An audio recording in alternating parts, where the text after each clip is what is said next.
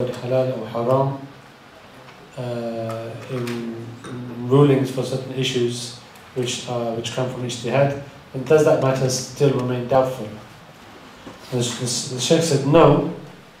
The scholars who have looked into this issue, and the Hadith talks about the fact that not many people understand or know about these doubtful matters, and that means that there are some people who do understand and know about them. The scholars who look into these issues, they weigh up the evidences and have the contemplation and consideration around the strength of evidences, and then they come up with a ruling which has become clear to them. So I gave an example of Imam al-Shafi'i, who and the issue of eating horse meat. And Imam al-Shafi'i it's allowed in the Shafi'i fiqh, and he allowed it as well. However, when he talked about its ruling, he said there's no problem with it. He didn't use the word it's halal.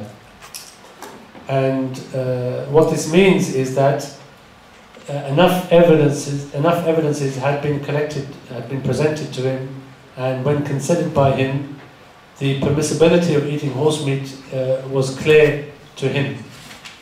And this is what he gave a ruling on.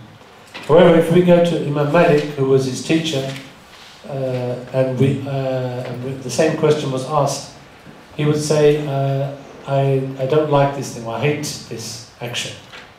So he would indicate that it's not permissible. However, he would use terminology which is not the same terminology as saying this is haram. And this again is an indication that this was a process of ijtihad, but for Imam Malik, enough evidences had been presented or been collected by him so that it was clear to him that this matter was prohibited. And we have to be careful here, because the terminology of halal and haram is a terminology that has been chosen by Allah subhanahu wa ta'ala. So this is His choice of words. And when we use those words in doubtful matters, we're using them metaphorically. We're not using them with their real meaning, in the sense that we are 100% sure, or a scholar is 100% sure, that Allah subhanahu wa ta'ala intended for this matter to be allowed, or intended for this matter to be prohibited. When the words halal and haram are used in these doubtful matters, they're used by scholars metaphorically, and we have to be careful that we recognize that these words belong to the set of words that Allah subhanahu wa ta'ala Himself has chosen in the Quran. And we have to be careful how we use them. And the problem we have nowadays is where the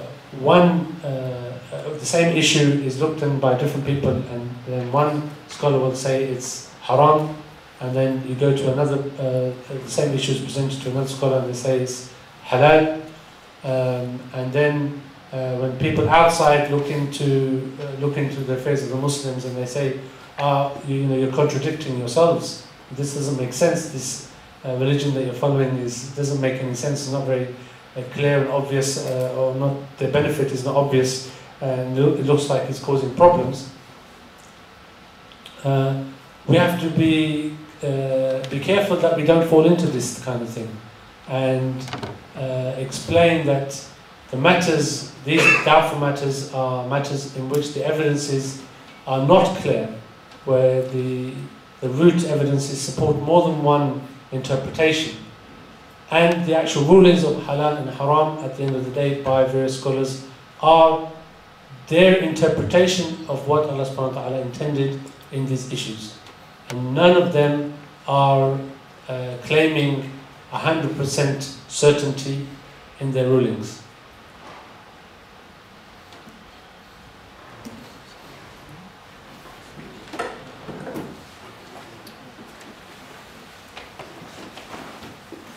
Bismillahirrahmanirrahim. Assalamu alaikum.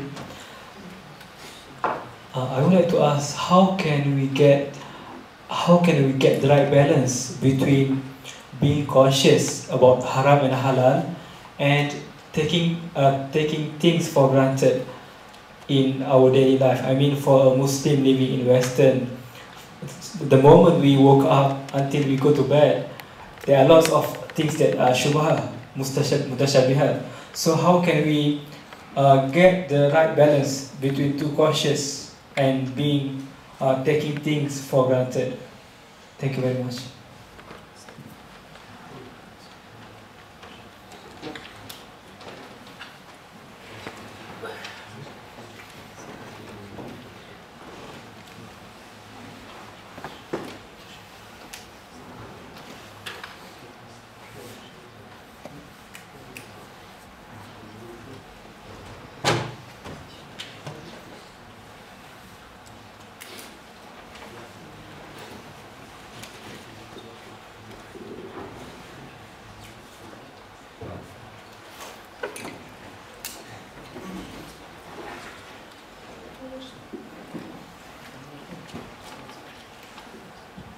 المسلم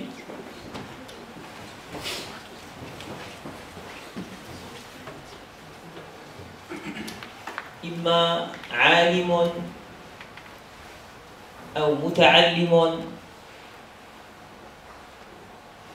أو مستمع لهما، فهو إن كان عالما يعرف ما هو شبهة حقه،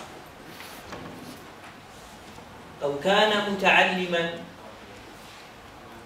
يعلم البعض ويجهل البعض الآخر، وهذا الذي لا يعلمه ويجهله يتبين حكمه بأن يسأل من هو أعلم منه. قال تعالى: فاسألوا أهل الذكر إن كنتم لا تعلمون.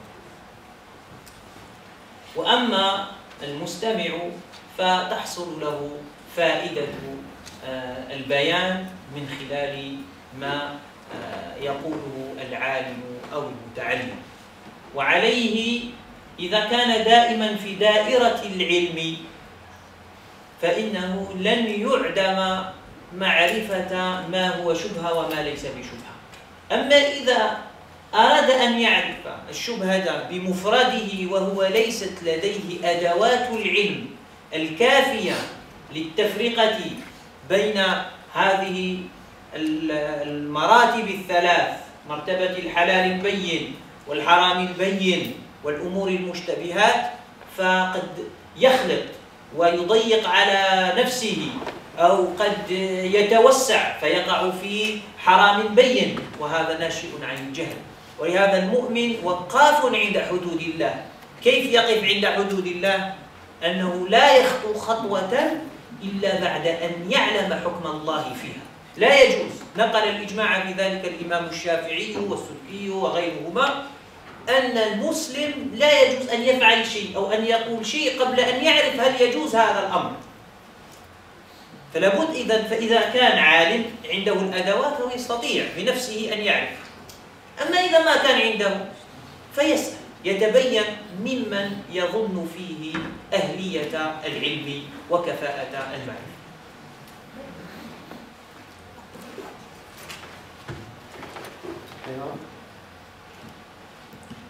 In answer to that question, Sheikh said that a Muslim is either a scholar or a student, someone who's learning, or a follower of one of these two.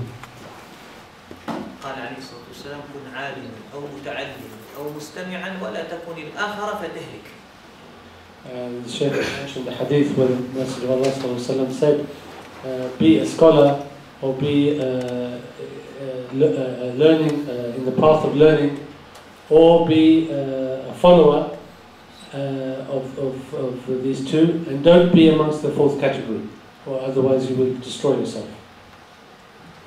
So the Muslim is one of these three types of people: a scholar, a person who is learning about the deen, or a follower of one of these two people. So a scholar will know about the doubtful matters, and will have considered them, and will know what has been said about them, and will form an opinion about the doubtful matters. The student will know about some of them and will be ignorant about others, and will over time increase their knowledge again by asking those who are more knowledgeable. the scholars. And the third type, a person who is following one of the previous two, they need to ask. They need to attend lessons, they need to attend seminars, they need to attend conferences, they need to ask direct questions, have connections with various scholars and be able to ask them direct questions. If they're just left to themselves, however, if they think that they can analyze doubtful matters by themselves and make a judgment by themselves without having gained any of the tools by which to make that judgment, then they're very likely to fall into mistakes. They're very likely to allow themselves much greater scope of entering into doubtful matters and thereby entering into